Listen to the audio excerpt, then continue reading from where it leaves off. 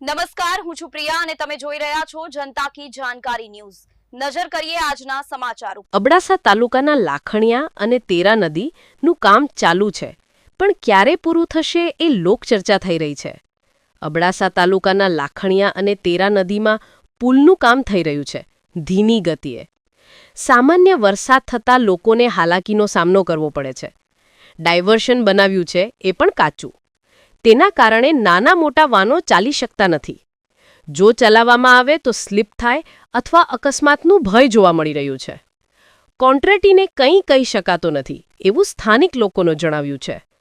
જો પાક્કું આયોજન કરવામાં આવે તો એ લોકોને પૈસા વધારે લાગે, તેના કારણે કાચું ડાયવર્ઝન કર્યું છે। ત્યાંથી મુખ્ય રસ્તો માતાના મઢ, નેત્રા અને ગામનો છે। હજી પણ કેટલા દિવસ કામ ચાલુ હશે એ લોકચર્ચા થઈ રહી છે। તાત્કાલિક કામ પૂર્ણ થાય એવી લોકોની માંગ છે। ઇમરાન ઉઢેજાએ જણાવ્યું હતું। સ્ટોરી રમેશભાઈ ભાનુશાલી, નલિયા।